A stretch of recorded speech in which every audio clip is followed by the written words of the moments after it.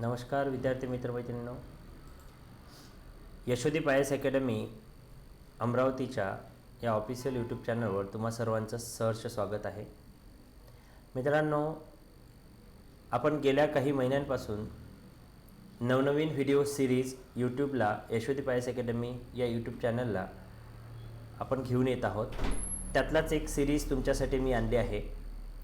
आता ती सिरीज म्हणजे नेमकं काय की last 10 days strategy lecture for combine 2021 की PSI STI असिस्टंट 2021ची जी परीक्षा आहे ती 4 सप्टेंबरला आहे.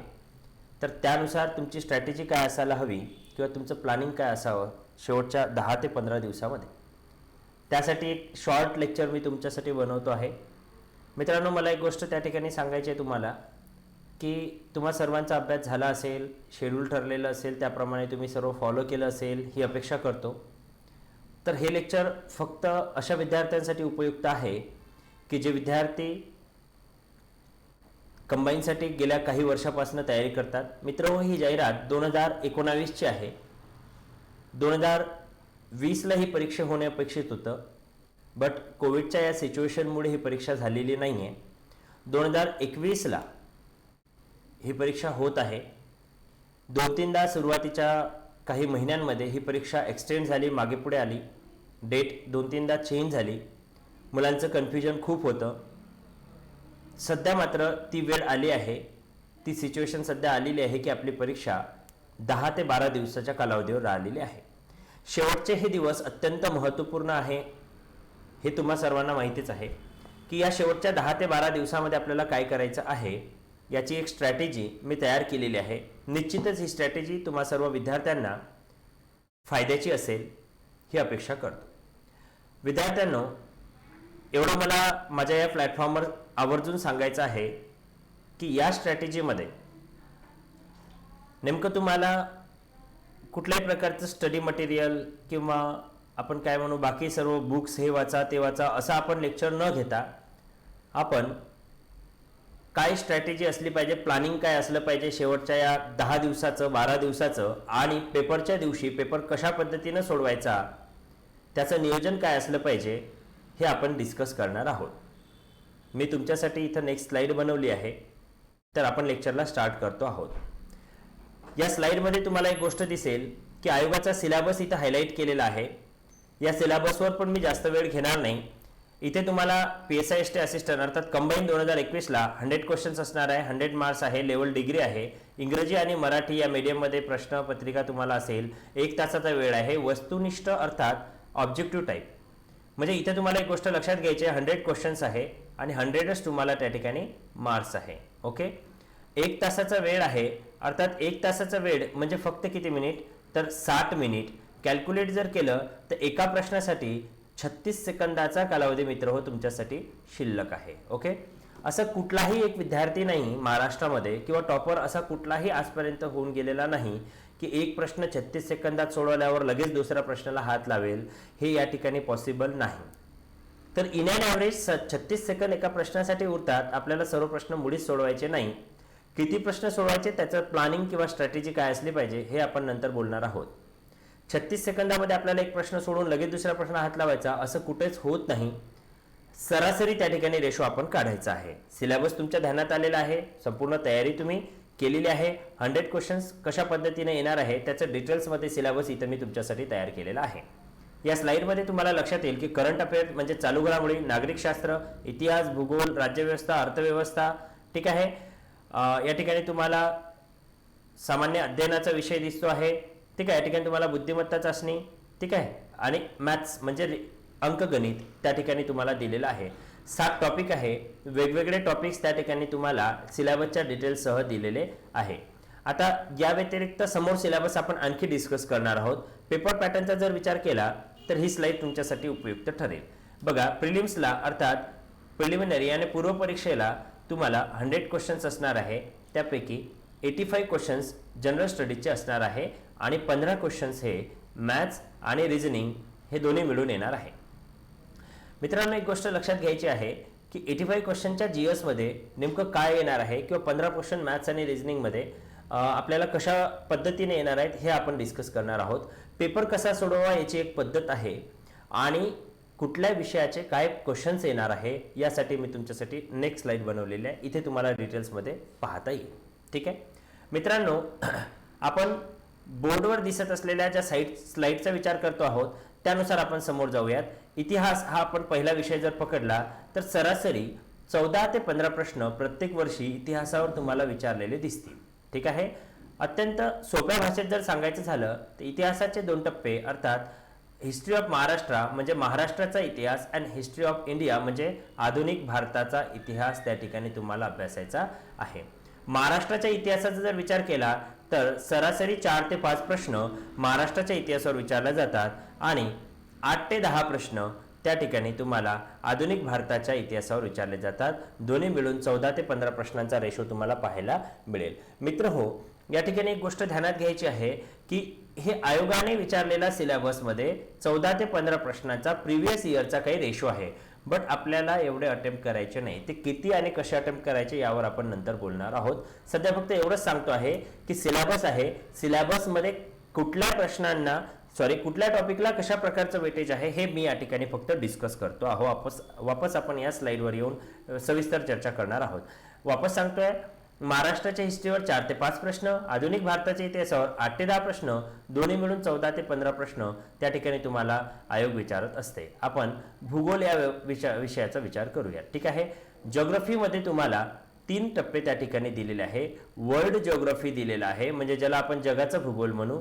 जिओग्राफी ऑफ इंडिया अर्थात भारताचा भूगोल त्या ठिकाणी आहे आणि जिओग्राफी ऑफ महाराष्ट्र म्हणजे महाराष्ट्राचा भूगोल त्या ठिकाणी सिलेबसमध्ये दिलेला आहे. सरासरी विचार करता वर्ल्ड जिओग्राफीवर 2 ते 3 प्रश्न प्रत्येक वर्षी आलेले पाहायला मिळेल. इंडियाच्या जिओग्राफीवर 4 ते 5 प्रश्न सरासरी आलेले पाहायला मिळेल आणि सर्वाधिक भर 7 ते 9 प्रश्न महाराष्ट्राच्या भूगोलावर आलेले पाहायला मिळेल. मित्रहो, या सर्व जिओग्राफीच्या विषयाचा विचार करता तुम्हाला महाराष्ट्र, इंडिया आणि वर्ल्ड या सर्व भूगोलाचा जर विचार करता 14 ते 15 प्रश्नाचा रेशो तुम्हाला पाहायला मिळेल. किंबहुना कधी कधी 17 पर्यंत प्रश्न गेलेले पाहायला मिळेल. बघा, आयोगाने हे कुठलेही निश्चित केलेलं नाहीये की आम्ही किती प्रश्न विचारू, कुठल्या विषयावर किती प्रश्न विचारणार, हे कुठेच यादी दिलेली नाहीये. हे फक्त आपण प्रिव्हियस इयरच्या प्रश्नांचा एक सरासरी अंदाज किंवा ॲव्हरेज काढलेला आहे. स्लाइड क्लिअर झालेली आहे. या ठिकाणी तुम्हाला एक गोष्ट दिसेल की राज्यव्यवस्था आणि पंचायत राज हा एक तिसरा सब्जेक्ट त्या ठिकाणी आपण घेतला. पंचायत राज अर्थात रूरल अँड अर्बन ॲडमिनिस्ट्रेशन हा जो सब्जेक्ट आहे हा राज्यव्यवस्थेचाच पार्ट आहे, एक छोटा भाऊ असं आपण त्या ठिकाणी म्हणतो. ठीक आहे. हे दोन्ही मिळून तुम्हाला 14 ते 15 प्रश्न हे सरासरी आलेले पाहायला मिळेल. फक्त पंचायत राजचा जर विचार केला मित्र हो तर पंचायत राज व्यवस्थेमध्ये तुम्हाला 4 ते 5 प्रश्न आणि राज्यघटनेमध्ये अर्थात इंडियन पॉलिटीमध्ये राज्यव्यवस्थेमध्ये तुम्हाला 10 ते 12 प्रश्न सरासरी प्रत्येक वर्षी आलेले पाहायला मिळेल. दोन्ही मिळून ॲव्हरेज हा इथे 14 ते 15 तुम्हाला दिसतो आहे. ठीक आहे. आपण नेक्स्ट सब्जेक्टकडे वळूया. ठीक आहे. नेक्स्ट सब्जेक्टचा विचार करा मित्र हो. या ठिकाणी नेक्स्ट सब्जेक्ट आहे भारतीय अर्थव्यवस्था. ओके. भारतीय अर्थव्यवस्थेवर विषय जर बोलायचं झालं तर या ठिकाणी पंचवार्षिक योजना हा अत्यंत महत्त्वपूर्ण टॉपिक आहे. सिलेबसचा जर विचार केला तर इथे आयोगाने दिलेला सिलेबस पाहायला मिळेल. भारतीय अर्थव्यवस्था मी सांगितलं तुम्हाला इथे हायलाईट केल्याप्रमाणे राष्ट्रीय उत्पन्न ज्याला नॅशनल इन्कम म्हणू, परकीय व्यापार, बँकिंग, लोकसंख्या, पॉवर्टी, अनएम्प्लॉयमेंट म्हणजे दारिद्र्य, बेरोजगारी वगैरे ह्या प्रकारचा सिलेबस भारतीय अर्थव्यवस्थेमध्ये तुम्हाला पाहायला मिळेल. वापस आपण तिथे आलो आहे. अर्थव्यवस्थेचा जर विचार केला तर 12 ते 14 क्वेश्चन्स प्रत्येक वर्षी विचारलेले पाहायला मिळेल. यामध्ये गव्हर्नमेंटच्या स्कीम ज्याला शासकीय योजना असे म्हणतात, शासकीय योजनांचा जर विचार केला तर ते करंटचं लेक्चर बनेल. म्हणजे करंटमध्ये ते त्या ठिकाणी शासकीय योजना म्हणजे चालू घडामोडी या विषयामध्ये ऍड होईल. म्हणून या ठिकाणी 12 ते 14चा रेशो प्रत्येक वर्षी पाहायला मिळेल. आता या ठिकाणी तुम्हाला विज्ञान हा तिसरा सब्जेक्ट दिसेल. अर्थव्यवस्थेचं 12 ते 14 प्रश्नांचा रेशो. विज्ञान हा एक सब्जेक्ट त्या ठिकाणी आहे ज्यामध्ये तुम्हाला काय येणार, एक सेकंड स्लाइड क्लिअर करतो, ज्यामध्ये तुम्हाला विज्ञानावर काय आहे ते मी तुम्हाला सांगतो आहे. फिजिक्स आहे, केमिस्ट्री आहे आणि बायोलॉजी आहे. बघा, भौतिकशास्त्र, जीवशास्त्र आणि रसायनशास्त्र. ठीक आहे. Physics, chemistry and bio. आता ह्या तिन्हीमध्ये अर्थात ज्याला आपण जनरल सायन्स असं म्हणू, या तिन्हीमध्ये तुम्हाला 14 ते 15 प्रश्न विचारलेले पाहायला मिळेल. प्रत्येक वर्षी हा प्रश्नांचा रेशो कमी अधिक होत असतो. आयोगाच्या त्या स्ट्रॅटेजीवर डिपेंड करेल, आयोगाचा जे काही पेपर सेट करण्याची पद्धत आहे त्यावर डिपेंड करेल. प्रत्येक वर्षी वेगवेगळ्या विषयाला वेटेज दिलेलं पाहायला मिळेल. 14 ते 15 प्रश्न विज्ञानावर येतात. सर्वाधिक प्रश्न हे जवळपास 15 ते 17 प्रश्न चालू घडामोडी या विषयावर येतात. आता प्रिव्हियस इयरच्या 2-3 वर्षाचा 4-5 वर्षाचा जर पेपरचा पॅटर्न अभ्यासला तर मित्र हो, चालू घडामोडी या विषयावर सर्वाधिक भर दिलेला पाहायला मिळेल. गणित या विषयावर फक्त 5 प्रश्न आणि रिझनिंग, ज्याला बुद्धिमत्ता चाचणी असं आपण म्हणतो, त्यावर 10 प्रश्न, मॅथ्स आणि रिझनिंग मिळून 15 प्रश्न सरासरी विचारल्या जातात. हे या ठिकाणचा रेशो आहे. आता वापस आपण ह्या स्लाइडवर एक गोष्ट प्रॉपरली बघणार आहोत की आपल्याला सोडवायचं कसं. आधीच्या या सेशनमध्ये या स्लाइडला मी तुम्हाला एक गोष्ट सांगितली की किती प्रश्न आयोग विचारते. आता मी इथे तुम्हाला जे सांगणार आहे हीच तुमची खरी स्ट्रॅटेजी आहे. या स्ट्रॅटेजीमध्ये तुम्हाला यशाचा मार्ग निश्चितपणे मिळेल याची हमी मी तुम्हाला देतो. मित्रांनो, इतिहासामध्ये जे काही प्रश्न विचारले जातात 14-15चा जो रेशो आला त्यापैकी तुम्हाला तेवढे अटेम्प्ट करायचे नाहीये. आपण 2 रेशो घेऊयात. एक सरासरी रेशोमध्ये काही विद्यार्थी असे आहेत की ज्यांनी 8 ते 10 प्रश्न सोडवायचे आहे, ज्यांना इतिहास बऱ्यापैकी जमतं किंवा वीक आहे वगैरे. मिडियम कॅटेगरीमध्ये जर स्ट्रॉंग सब्जेक्ट असेल तर अशा विद्यार्थ्यांनी या ठिकाणी 10 ते 12 प्रश्न सोडवायचे आहे. मित्रांनो, काही विद्यार्थी 8 ते 10 प्रश्न सोडवणार, काही विद्यार्थी 10 ते 12 प्रश्न सोडवणार. मला एक गोष्ट या ठिकाणी सांगायची आहे की या प्रश्नांमध्ये 2 प्रकार आहेत. एक 100%, 100 नाही म्हणू आपण, 99% शुअर असलेले क्वेश्चन, ज्याला आपण शुअर असलेले क्वेश्चन म्हणू, आणि दुसरं असं या ठिकाणी आहे की जे तळ्यात मळात आहो किंवा 50% आपल्याला आन्सर माहिती आहे आणि 50% आन्सर माहिती नाही, असे रिस्क फॅक्टरवाले प्रश्न त्या ठिकाणी आपण पकडले आहेत. म्हणजे या 10 ते 12 मध्ये किंवा 8 ते 10 प्रश्नांमध्ये शुअर असणारे प्रश्न सुद्धा आहे, रिस्क घेतलेले प्रश्न सुद्धा या ठिकाणी घेतलेले आहे. परंतु इतिहासावर जे काही 10 ते 12 प्रश्न इतिहासावर जे काही 14 ते 15 प्रश्न विचारले जातात हे सर्वच्या सर्व आपल्याला सोडवायचे नाहीये. आपल्याला येत नाहीये तरी उत्तर लिहिणार तर खूप मोठी रिस्क त्या ठिकाणी होईल आणि निगेटिव्ह मार्किंग या ठिकाणी 1/4 असल्या कारणाने आपण खूप कमी मार्क्स घेऊन त्या ठिकाणी फेलच्या लिस्टमध्ये जाऊ. ठीक आहे. त्यामुळे तसं न करता मी सांगितलं त्या पद्धतीने जर तुम्ही या ठिकाणी फॉलो केलं तर तुम्हाला त्या ठिकाणी निश्चितपणे पेपर सोडवताना खूप ह्या गोष्टी उपयुक्त ठरेल. 8 ते 10 प्रश्न सोडवायचे आहे जे येतात ते, आणि ज्यांची हिस्ट्री स्ट्रॉंग आहे त्यांनी 10 ते 12 प्रश्न त्या ठिकाणी सोडवायचे आहे. ह्या दोन्ही प्रश्नांमध्ये शुअर असणारे पण आहे, रिस्क घेतलेले सुद्धा आहे. यावर आपण नंतर बोलूयात. ठीक आहे.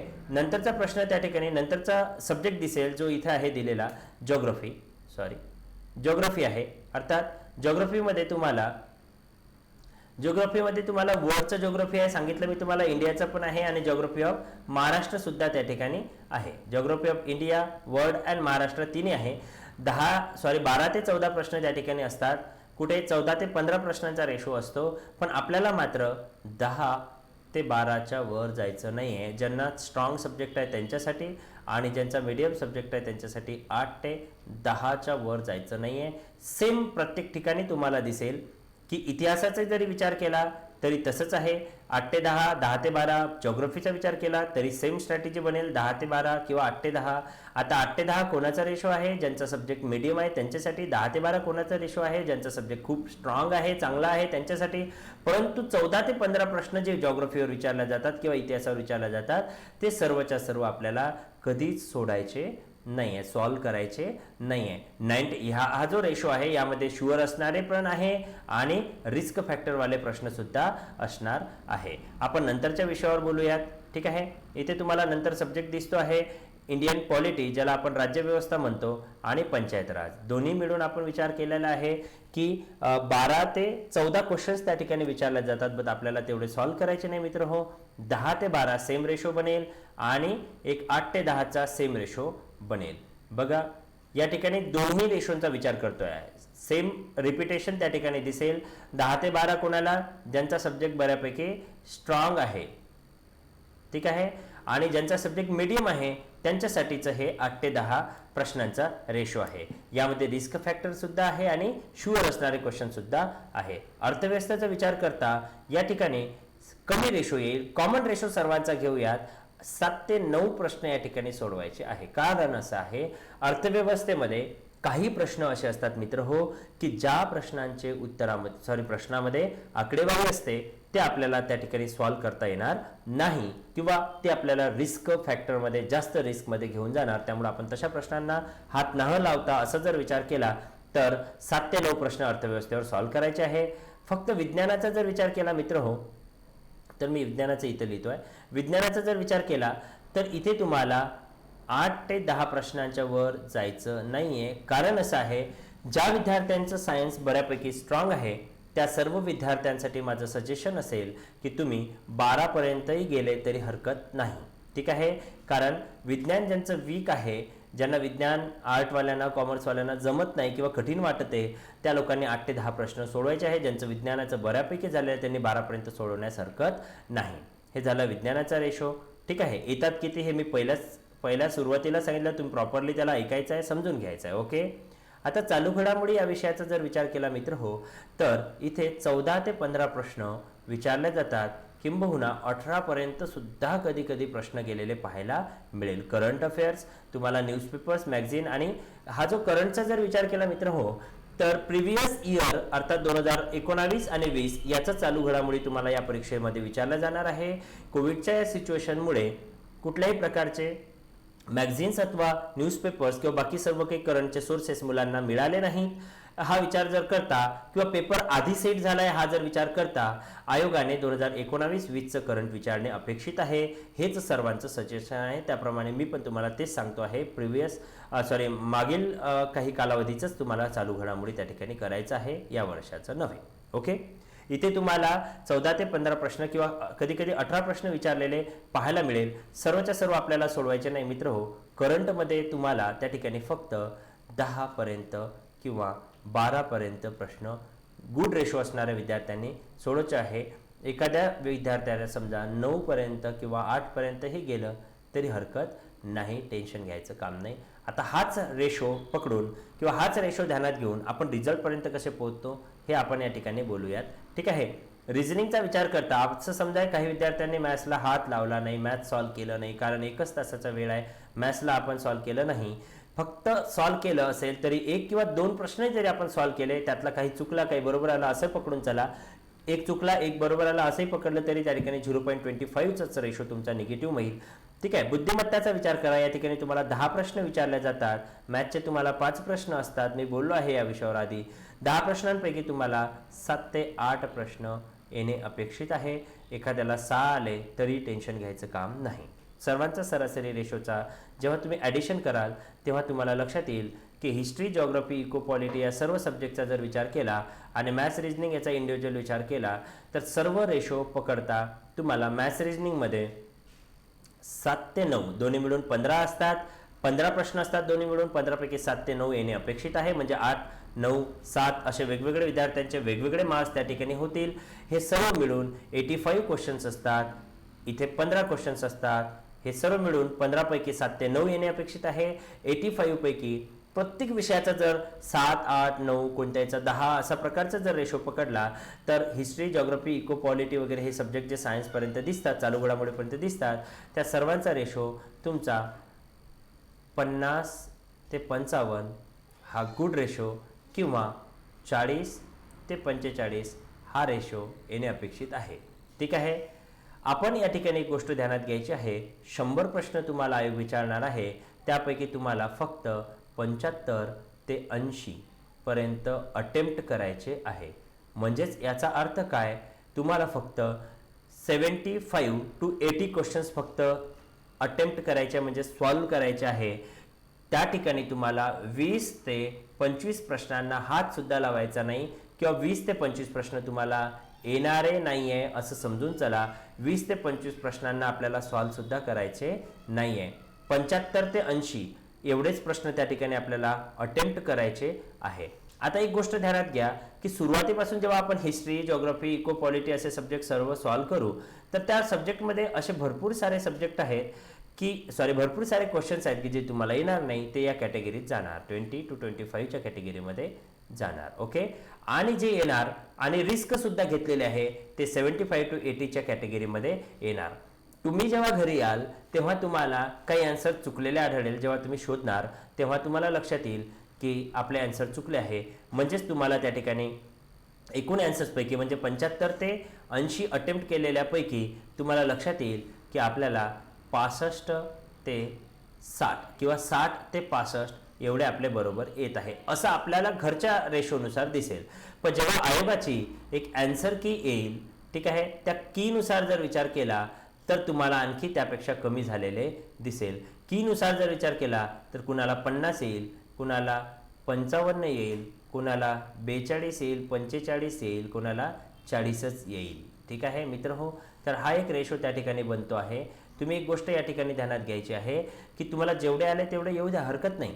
परंतु मागील काही वर्षाचा कंबाईनचा जर रिझल्ट आपण बघितला तर PSIचा कट ऑफ फक्त आणि फक्त 42वर OBC ओपन कॅटेगरीचा लागतो. STI ASOचा कट ऑफ हा वेगळा लागतो, कारण पूर्व परीक्षा ही कंबाईन म्हणजेच काय संयुक्त आहे, म्हणजेच काय एकत्र होणार आहे. परंतु मुख्य परीक्षा मात्र त्या ठिकाणी वेगवेगळी होत असते. तर PSIचा रिझल्ट वेगळा, STIचा वेगळा, ASOचा वेगळा असतो. प्रिव्हियस इयरचा PSIचा OBC ओपन कॅटेगरीचा रिझल्ट आहे 42, STIचा वेगवेगळा असणारच आहे, कधी 48 तर कधी 50, कधी 51-52 अशा प्रकारचा असतो. ASO कधी 47 तर कधी 44 अशा प्रकारचा रिझल्ट किंवा रेशो असतो कट ऑफ लिस्टमध्ये प्रिलिम्सचा. ओके, आता आपण या ठिकाणी एक गोष्ट ध्यानात घ्या की हे सर्व सब्जेक्ट तुमच्या पुढे जे दिसतात यातलं वाचन तुमचं सर्वांचं झालं आहे हीच अपेक्षा करतो. हिस्ट्रीमध्ये, जिओग्राफीमध्ये जे काही बारकावे आहेत ते त्या ठिकाणी तुम्हाला लक्षात घ्यायचे आहे. मॅथ्स रिजनिंगमधला हा जो मॅथ्सचा विषय आहे हा अत्यंत वेळ खाणारी प्रोसेस आहे, त्यामुळे त्याला आपण हात नाही लावला तरी चालेल, पण रिजनिंगमध्ये तुम्हाला बऱ्यापैकी आलं पाहिजे. करंट या शेवटच्या सिच्युएशनमध्ये तुम्हाला वाचायचं आहे आणि या सर्व विषयाची काय करायची आहे, लास्ट रिव्हिजन त्या ठिकाणी तुम्हाला करायची आहे. मित्र हो, सर्वांना माझ्यातर्फे माझ्या Yashodeep IAS academy, KL college road, Rampuri camp, Amravati तर्फे परीक्षेसाठी खूप मोठ्या शुभेच्छा. सर्वजण शांत व्यवस्थित राहून त्या ठिकाणी आपल्या तब्येतीची काळजी घेऊन, सध्याची जी परिस्थिती भयावह कोविडची परिस्थिती आहे या सिच्युएशनमध्ये आपल्या सर्वांच्या तब्येतीची काळजी घेऊन आपला अभ्यास सुरळीत चालू ठेवतील. अभ्यासिकांमध्ये किंवा आपापल्या घरी जे आपापल्या सोयीनुसार असेल ते सर्वजण अभ्यास करतील. लास्ट सेशनमध्ये तुम्हाला फक्त काय करायचं आहे, या शेवटच्या 10 दिवसामध्ये लास्ट रिव्हिजन करायचे, ध्यानात घ्या. बघा, रिव्हिजनचा जर विचार केला तर हिस्ट्री, जिओग्राफी हे जे सब्जेक्ट्स आहे यासाठी तुम्ही 2-2 दिवस, 1-1 दिवसाची काही स्ट्रॅटेजी बनवा. हिस्ट्री वगैरे हे रिवाइज करा आणि हे करंट अफेअर जो आहे हा रेग्युलरमध्ये वाचणं चालू ठेवा. आजपासूनच वाचणं चालू ठेवा, म्हणजे तुम्हाला त्या ठिकाणी करंट अफेअर कव्हर होईल. आणि मॅथ्स रिजनिंगची, त्यामध्ये सर्वाधिक रिजनिंगची प्रॅक्टिस चालूच ठेवा. या सर्व गोष्टीचं रिव्हिजन करा. मित्र हो, मी सांगितलेला व्हिडिओ, मी सांगितलेली स्ट्रॅटेजी तुम्हा सर्वांना आवडली असेल ही अपेक्षा करतो आणि यशोदीप IAS अकॅडमी तर्फे तुम्हाला सर्वांना परीक्षेसाठी खूप शुभेच्छा देतो. मला एक आणखी या ठिकाणी तुम्हाला सर्वांना सांगायचं आहे, वेगवेगळे लेक्चर्स तुमच्यासाठी मी घेऊन येणार आहे. वेगवेगळी स्ट्रॅटेजी, वेगवेगळं प्लॅनिंग किंवा subjective lectures Yashodeep IAS academy Amravati या यूट्यूब चॅनलला मी घेऊन येणार आहे. त्यासाठी आजच सबस्क्राईब करून त्या ठिकाणी बेल आयकॉन प्रेस करा, म्हणजे तुम्हाला त्या ठिकाणी नोटिफिकेशन मिळत राहील. ठीक आहे, धन्यवाद, थँक्यू.